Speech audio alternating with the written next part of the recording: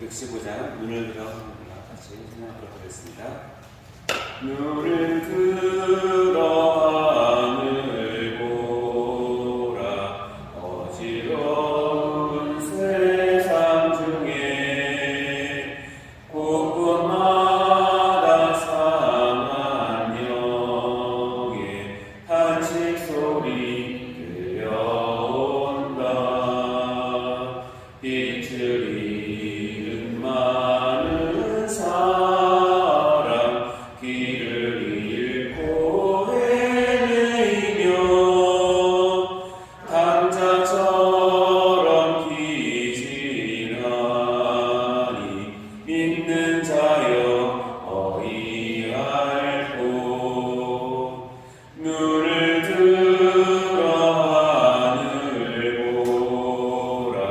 어지러운 세상 중에 외치는 자 많건만은 생명수는 말랐어라. 죄를 대속하신 주님 선한 일꾼 찾으시나. 대답하리 어디 있나. 믿는 자여 어이할꼬. 눈을 들어 하늘 보라. 살아계신 주 하나님, 약한 자를 부르시어 하늘 뜻을 전하셨다. 생명수는 홀로 예수, 처음이요 나중이라. 주님 너를 부르신다. 믿는 자여 어이할꼬. 눈을 들어 하늘 보라. 다시 사신 그리스도 만 백성을 사랑하사 오래 참고 기다리네. 인내하신 우리 구주, 그의 심판하시는 날 곧 가까이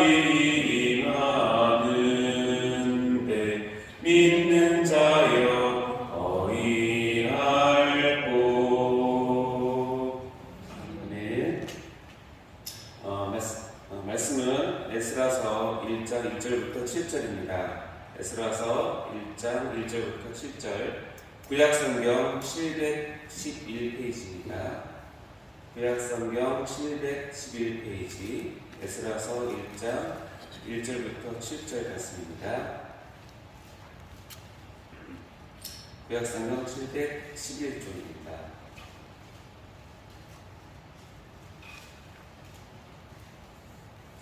다 시작하셨나요?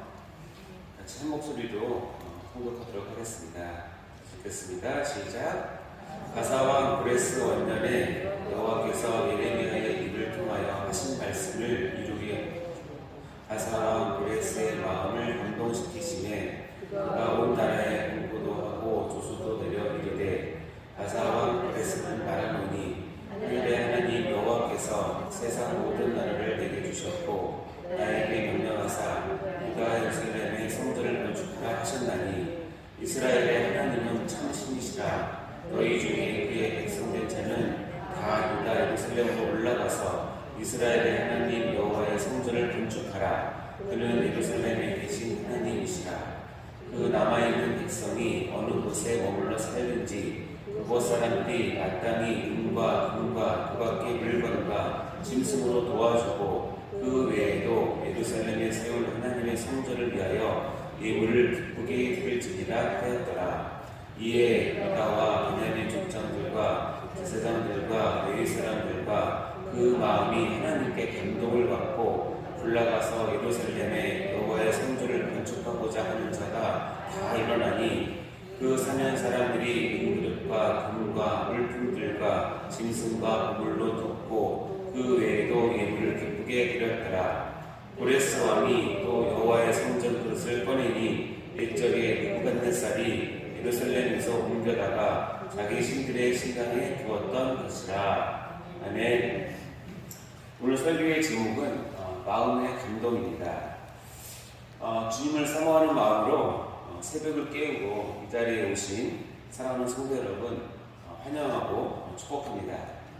주님 앞에 성도되는 기도를 통해서 더욱 주님을 닮아가시는 성도님들 되기를 간절히 소원합니다.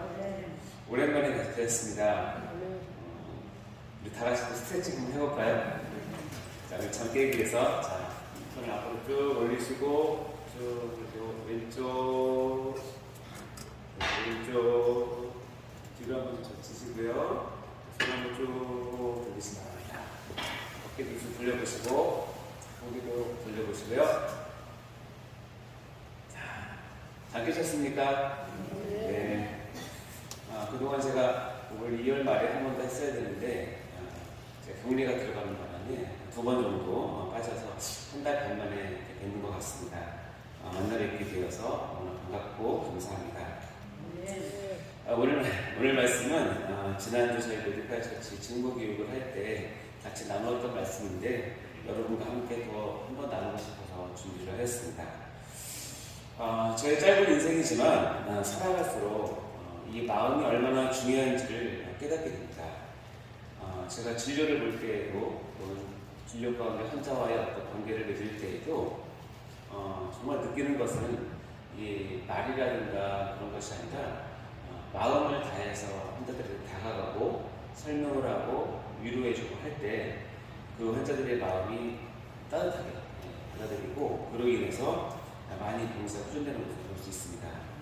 뿐만 아니라 사업하시는 분도 마찬가지고 또 여러 가지 일을 하시는 분들도 마음을 다해 한다는 것이 얼마나 중요한지를 아마 여러분이 또 살아가시면서 삶의 지혜로 많이 느끼실 거라고 생각합니다. 그 중에서도 이 마음의 움직임, 다시 얘기해서 마음의 감동이 우리가 어떤 일을 할 때 가장 중요한 어떤 핵심, 키포인트가 되는 것으로 우리가 볼 수 있습니다. 뿐만 아니라 우리가 생활하는 이 신앙생활도 한편으로는 마음을 지키는 어떤 게임 또는 어떤 전쟁터와 같고 또 한편으로는 마음을 뺏는, 특히 전도할 때 상대방의 마음을 뺏어서 하나님께 드리는 그런 어떤 전쟁과 같은 그런 것을 느끼게 됩니다. 그리고 마음이라고 하는 것은 사실은 우리의 삶에 있어서 가장 핵심적인 부분이고 마음을 어떻게 지키고 어떻게 빼앗고 또 어떻게 드리는가에 따라서 많이 달라지죠. 마찬가지로 하나님께서도 하나님의 일을 하실 때에는 사람의 마음을 감동을 시키셔서 즉 감동을 주셔서 그 일을 하십니다.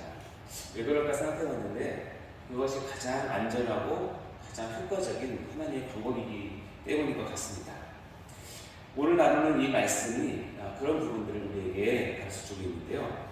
오늘 1절부터 7절까지 말씀의 배경을 보면 1절에 나오는 대로 1절 한번 같이 읽어볼까요? 1절 읽겠습니다. 시작! 가사와 브레스 원년에 여호와께서 예레미야의 입을 통하여 하신 말씀을 이루게 하시려고 가사와 브레스의 마음을 감동시키시매 그가 온 나라에 행보도하고 도서도 내가 이르되. 여기에 나오는 바사와 브레스 원년에 라는 것은 역사적으로 따지면 BC 358년 경험 정도로 생각이 됩니다. 여러분 다 아시겠지만 남유다가 70년 전에 멸망을 했습니다. 즉 예루살렘과 성전이 회파되었고 하나님의 백성은 바벨론으로 다 포로로 끌려갔다는 그런 수치를 당하게 되었죠. 그때 하나님께서는 예레미야 선지자의 입을 통하여서 하나님께서 이 포로 기간을 70년으로 정했다라고 선포를 했습니다. 그리고 예레미야에 기록을 하죠. 그리고 나서 70년이 지난 후에 드디어 때가 차네, 다시 얘기하면 하나님의 그때, 하나님의 마음이 드는 그때, 즉 카이로스가 도달을 해서 드디어 우리 인간의 그 역사 가운데 하나님의 역사가 이제 시작되는 바로 그 시점입니다. 이것이 이제 하나님의 백성을 다시 바벨론 포로로부터 돌리는 그 일을 시작함에 있어서 하나님께서 했었던 첫 번째 일은 뭐냐면 바벨론을 멸망시키는 거예요. 역사 공부를 해보니까 바벨론 역사가 짧은데 바벨론만큼 강력한 그 고대 근동 국가가 없었어요. 근데 정말 하루아침에 역사의 미스테리와 같이 하루아침 멸망을 하거든요. 바로 이 바사, 즉 페르시아의 고레스 왕에 의해서 멸망을 합니다. 그래서 영어의 속담에도 이런 속담이 있다고 합니다. 바벨론처럼 멸망하다. 이 말은 뭐냐면 바벨론과 같이 허무하게 어이없이 망하다. 즉 망할 수 없는데 망해버리다. 뜻으로 쓰인다고 합니다. 갑자기 바벨론이 멸망을 하면서 조그만 나라 페르시아, 즉 바사가 그 근동의 제국이 되고 패권 국가가 됩니다. 그때 신은 강대부로 등장한 이 바사의 왕이 바로 고레스 왕이고, 이 고레스 왕을 통하여서 하나님께서 이스라엘 그 포로를 회복시키는 일을 시작을 하신 거죠. 근데 이미 이 고레스 왕이라고 하는 것은 이미 구약에 예언되어 있는 왕이기도 합니다. 이제는 하나님께서 제2의 출애굽과 같은 포로 귀환을 성취시킬 바로 그때가 된 것이죠. 그때 하나님께서 하셨던 가장 첫 번째 일은 뭐냐면 금방 우리 1절에서 읽은 것처럼 여호와께서 바사왕 고레스의 마음을 감동시키시네라고 일을 시작하신다는 것입니다. 여기서 이 1절의 주어는 원문에 보면 여호와가 주어이고요. 동사는 감동을 시키다가 동사예요. 즉 능동태죠. 즉 여호와께서 바사왕 고레스의 마음을 강권적으로 주권을 가지고 감동을 시키신 겁니다. 그래서 바사왕 고레스가 온 나라에 분포하고 조서를 내렸다라고 얘기를 하죠. 이것을 저는 1차 감동이라고 이야기를 하고 싶습니다. 다시 얘기하면 하나님의 뜻을 위해서, 하나님의 계획을 위해서 한 나라 또는 한 공동체의 한 리더에게 하나님께서 감동을 주시는 것을 얘기합니다. 한마디로 원포인트 감동이죠. 예를 들어서 애굽에서 종살이하는 이스라엘 백성을 구원해야겠다, 출애굽 시켜야겠다라고 하나님께서 마음을 먹었을 때 한 사람이 감동을 주죠. 그게 누구죠? 모세죠. 모세에게 감동을 주셔서 그 큰 역사를 이루십니다. 또 하나님께서는 이스라엘 백성을 통해서 강하다는 나라, 한 제국을 이루어야겠다, 나라를 이루어야겠다고 생각했을 때 쓰신 인물, 한 인물이 누구냐면 다윗이에요. 다윗에게 감동을 주셔서 그 일을 하게 하십니다. 다윗의 왕국을 이루게 하시죠. 신약에서는 이방 나라, 즉 얘기해서 유대인 이외에 헬라인과 모든 이방인에게 하나님의 복음을 전해야겠다라는 큰 계획을 세우시고 감동 주셨던 한 사람이 있습니다. 그것이 바로 사도 바울입니다. 이와 같이 하나님께서는 하나님의 그 역사의 큰 일을 시작하실 때 원포인트 감동, 즉 1차 감동을 누구에게 주시냐면 한 사람, 한 리더에게 주시는 거예요. 근데 여기서 보면 그게 누구냐면 바사왕 고레스였다는 것입니다. 하나님께서 감동을 주셔서 놀라운 일을 하게 하는데 이 2절, 3절, 4절에 바사왕 고레스의 조서의 내용, 즉 말을 보면 알 수 있는데 제가 읽어보겠습니다. 한번 보시겠습니까? 2절에 보면 바사왕 고레스는 말하노니 하늘의 하나님 여호와께서 세상 모든 나라를 내게 주셨고 나에게 명령하사 유다 예루살렘의 성전을 건축하라 하셨나니 이스라엘의 하나님은 참신이시라. 너희 중에 그의 백성된 자는 다 유다 예루살렘에 올라가서 이스라엘의 하나님 여호와의 성전을 건축하라. 그는 예루살렘에 계신 하나님이시라. 그 남아있는 백성이 어느 곳에 머물러 살든지 그곳 사람들이 마땅히 은과 금과 그 밖의 물건과 짐승으로 도와주고 그 외에도 예루살렘에 세울 하나님의 성전을 위하여 예물을 기쁘게 드릴지니라 하였더라 라고 이야기를 합니다. 즉 1차 감동을 받은 리더는 해야 할 일이 있는데 그것은 뭐냐면 그 감동을 선포하는 것입니다. 요즘 말로 하면 설교하는 것이고 또는 사람을 모아놓고 강의하는 것이죠. 그래서 하나님의 뜻을 그 백성들에게, 그 공동체에게 전달하는 것이 1차 감동을 받은 사람의 사명이자 의무입니다. 이것을 지금 바사와 고레스가 하는 것입니다. 근데 여러분 2절, 3절, 4절 말씀을 보면 바사와 고레스가 정말 대단한 신앙인 같지 않습니까?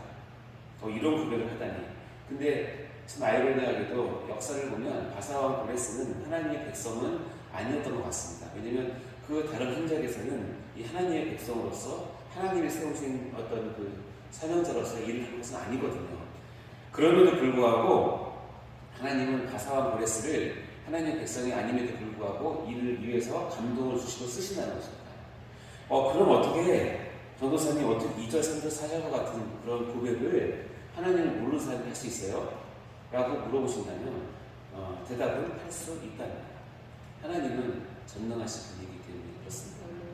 근데 여기에서 우리가 참 마음 아프게 듣게 되는 것은 2절, 3절, 4절 말씀을 우리가 읽을 때에 실은 이 말씀은 이 고백은 누가 해야 될 고백이냐면 이방 나라의 바사왕 고레스가 해야 될 고백이 아니라 원래는 하나님이 세운 하나님의 백성을 다스리는 왕들이 해야 될 고백이거든요. 근데 이 고백을 하나님께서 받기를 원하셨는데 수백 년 동안 하지 못했어요. 왜 못했을까요? 이스라엘 백성과 이스라엘 왕이 우상 숭배하느라 하나님을 제대로 알지 못하고 하나님을 섬기지 못하느라 이 고백을 듣고 싶은 하나님의 그 마음을 깨닫지 못하고 엉뚱한 짓을 했거든요. 참다 못해서 결국 예루살렘은 멸망을 하게 되고 하나님이 성전이 회파되고 다 뿔뿔이 흩어졌지 않습니까?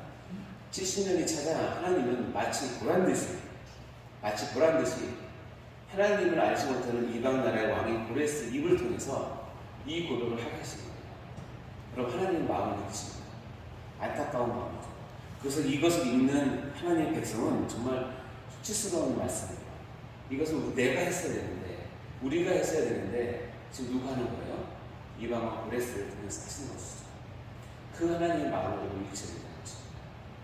이와 같이 1차 감동을 고레스 왕은 받았고 고레스 왕은 그것을 조소에다가 선포를 하면서 신앙 고백 같은 그런 말을 했죠. 이스라엘 왕이 참 하나님이다. 참 있습니다. 너희는 성전을 만들어서 그분께 예배드려야 된다. 경배드려야 된다. 이 일에 여러분은 협조해야 된다라고 조소를 내리시는 겁니다. 자, 이 1차 감동자에 의해서 선포된 말씀에 의해서 2차 감동이 일어나게 됩니다. 바로 5절입니다. 5절 같이 보시겠습니다. 시작. 이에 유다와 베냐민 족장들과 제사장들과 레위 사람들과 그 마음이 하나님께 감동을 받고 올라가서 예루살렘의 여호와의 성전을 건축하고자 하는 자가 다 일어나니. 이 1차 감동에 선포된 그 말씀에 의해서 2차 감동자가 나타나는데 여기 보면 유다, 베냐민 족장들, 제사장들, 레위 사람들 그리고 그 마음에 하나님의 감동을 받은 자들이 일어났다라고 얘기합니다. 2차 감동받은 자들을 우리는 말씀에 의해서 감동받은 자들을 2차 감동자라고 얘기합니다. 그래서 이들은 해야 할 일이 뭐냐면 사역자들이고 실무자들이고 헌신자들이죠. 이들은 일어나야 하고 움직여야 하고 실행해야 되고 한마디로 얘기하면 그 말씀에 선포된 말씀에 순종해야 될 자들입니다. 이 순종에 의해서 2차 감동자들이 모이게 되고 움직이게 되고 이제 예루살렘의 성전을 건축하기 위해서 그 먼 바벨론 땅에서부터 예루살렘까지 정말 수천 킬로 되는 그것을 가게 되는 것이죠. 70년 동안 싸워온 자기의 모든 생활과 안락한 삶과 직장과 재정을 모두 버리고 지금 오직 하나님의 성전을 건축하겠다는 그 감동으로 일어선 것입니다. 바로 이 모습을 보고 3차 감동자가 나타나는 것입니다. 이 3차 감동자는 뭐냐면 2차 감동자들의 헌신적인 사역을 보고 그의 삶과 행동을 보고 감동을 받은 사람입니다. 우리 본문 말씀 6절과 7절에 나와 있는데 한번 보시겠습니다. 시작. 그 사냥 사람들이 은별과 금과 물품들과 짐승과 보물로 돕고 그 외에도 예물을 기쁘게 드렸더라. 고레스 왕이 또 여호와의 성전 그릇을 꺼내니 옛적에 느부갓네살이 예루살렘에서 옮겨다가 자기 신들의 신당에 두었던 것이라. 여기에 말하면 이 6절과 7절에는 하나님의 감동이라는 말은 없어요. 없지만 감동받은 것을 우리가 충분히 유추할 수 있어요. 왜냐하면 그 동사를 보면 알아요. 6절에 보면 그 사면 사람들이 즉 2차 감동을 받은 사면 사람들이 그들을 보면서 자기 은그릇과 금과 물품들과 진술과 보물로 뭐예요? 돕고 그리고 예물을 기쁘게 드렸어요.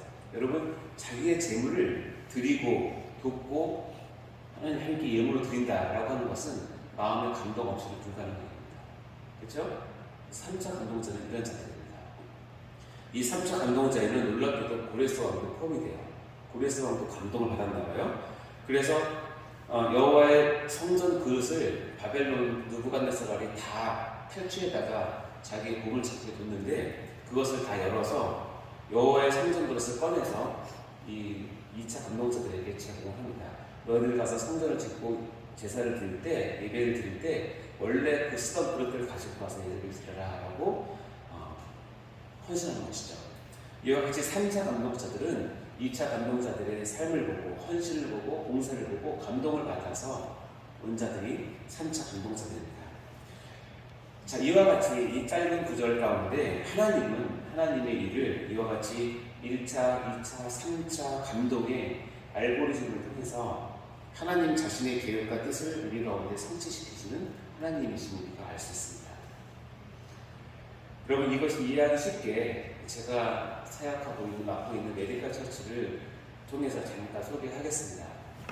여러분 다 아시지만 메디컬 처치가 지금 한국교회에 정말 귀한 열매로서 고백으로서 이 포스트 팬데믹 시대에 이끌 귀한 교회 사역으로 떠오르고 있습니다. 그리고 정말로 하나님께서 사용하시는 귀한 선물이기도 합니다. 여러분 다 아시겠지만 이 메디컬 처치의 1차 감동자는 담임 목사님이세요. 담임 목사님께서 묵상 가운데 선행을 하는 가운데 이 코로나 시대에 메디컬 처치가 필요하다고 하는 원포인트 감동을 받으신 거죠. 1차 감동자이십니다. 그리고 담임 목사님께서 그 감동을 설교 시간에 몇 차례나 메디컬 처치에 대해서 말씀을 하셨습니다. 그리고 그 선포된 그 말씀 가운데 메디컬 처치라는 그 말씀을 저를 포함한 또 위원장이신 김현수 장로님을 포함한 여러 메디컬 처치의 팀원들이 듣고 마음에 감동을 얻어서 모여서 사역을 하기 시작하였습니다. 그리고 그것을 보고 헬퍼들도 세우게 되었습니다. 이것이 2차 감동자들이죠. 그러면서 이 일을 할 때 3차 감동이 나타났는데 우리 교회를 이끄는 팀장회의에서도 그리고 교무국에서도 사무실에서도 통제실에서도 성가세, 또 식당 공사, 또 차량 공사 등등 교회의 여러 기관들에서 저희들 2차 감동자들의 이 헌신과 봉사를 보고 마음을 같이 주셔서 음으로 양으로 여러 가지로 또 기도로 물질로 많은 도움을 주셨습니다. 이것이 3차 감동입니다. 그래서 이것이 메디컬 처치 사역입니다. 그래서 메디컬 처치의 사역은 한 예를 제가 들지만 하나님의 감동으로 시작하고 하나님의 감동으로 진행되고 앞으로도 하나님의 감동으로 이 일을 감당할 그런 부서로 저희들이 일을 하고 있습니다. 그것은 비단 메디컬 처치뿐만 아닙니다. 지금 우리가 하고 있는 모든 사역은 바로 이 하나님의 감동으로 시작을 해서 감동으로 진행해야 할 하나님의 일이라는 사실을 우리는 반드시 알아야 할 것입니다. 우리는 지금 하나님께서 주신 감동으로 살아가고 계신가요? 교회에서 여러 모임으로 봉사로 또 헌신을 하면서 과연 그 동기가 주님께서 보여주신 마음의 감동인지를 우리가 스스로 먼저 한번 돌아봤으면 좋겠습니다. 이 마음의 감동은 아까 말씀드린 것처럼 첫 번째 하나님께서 세우신 리더를 통해서, 두 번째 그 선포된 말씀을 통해서, 세 번째 그 사역자와 헌신자들의 눈물 어린 삶을 통해서 우리에게 전달될 수 있습니다. 마음의 감동으로 사역하시고 헌신하시고 봉사하시기를 주님의 이름으로 축원합니다. 뿐만 아니라 여러분들도 주위의 많은 사람들에게 이 하나님의 감동을 전달해주는 그런 삶을 사시기를 그냥 간절히 바랍니다. 같이 기도하시겠습니다.